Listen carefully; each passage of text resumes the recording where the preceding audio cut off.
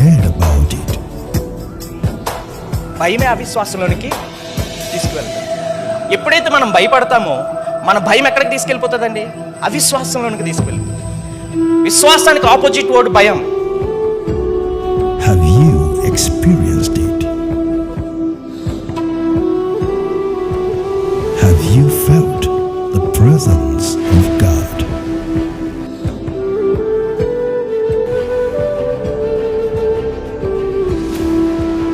Have you seen the move of God?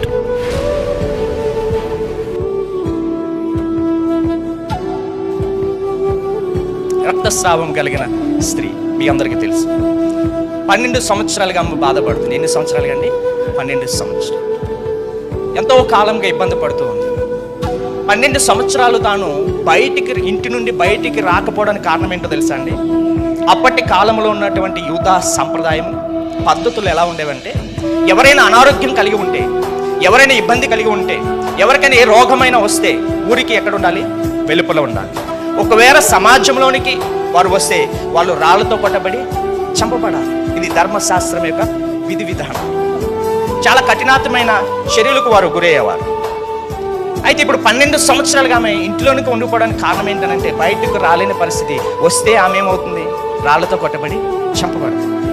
ఒక రోజున యేసు ప్రభువు వారు ఆ దారి గుండా వెళ్తూ ఉన్నారు, ఆ ప్రాంతం గుండా వెళ్తూ ఉన్నారు. ఇంటి ముందు నుంచే వెళ్ళబోతున్నారు. ఈ విషయం ఎవరికి తెలిసింది? ఈ స్త్రీకి తెలిసింది. ఈ స్త్రీ అనుకున్నదంట, ఈ సందర్భం ఎక్కడ ఉందనంటే, మీరు మత్తయి సువార్త 9వ అధ్యాయం 21వ వచనం చూడొచ్చు. మత్తయి సువార్త 9వ అధ్యాయం. మీరు తీయొద్దండి, బైబిల్ తీయొద్దాం, నా వైపు చూడండి. ఈ స్త్రీ అనుకున్నదంట తనలో తాను, నేను ఆయన వస్త్రపు చెంగు ముట్టుకునినా చాలు.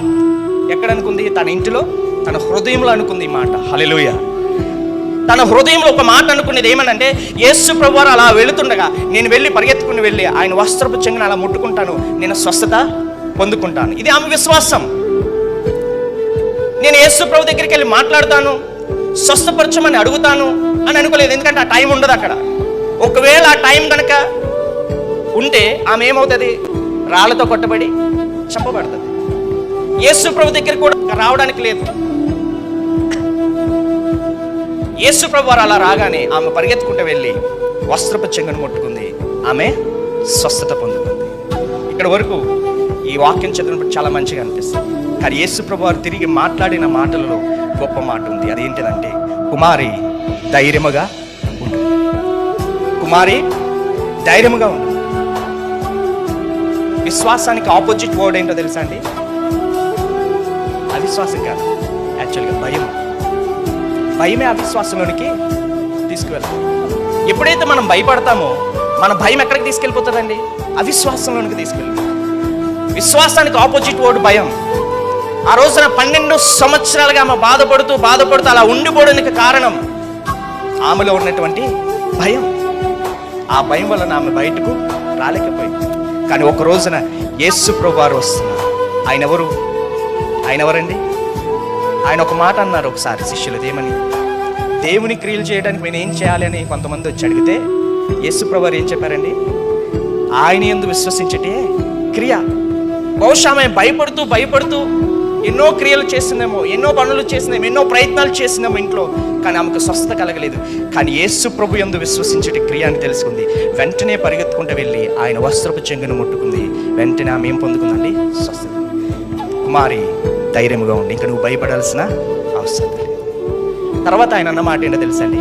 నీ విశ్వాసమే నిన్ను బాగు చేశాను, స్వస్థపరిచాను. నీ విశ్వాసమే నిన్ను స్వస్థపరచును, నీ విశ్వాసమే నిన్ను బాగు చేస్తున్న మాటను యేసు ప్రభు వారిని జ్ఞాపకం చేశారు. ఎంత అద్భుతమైన మాట అండి.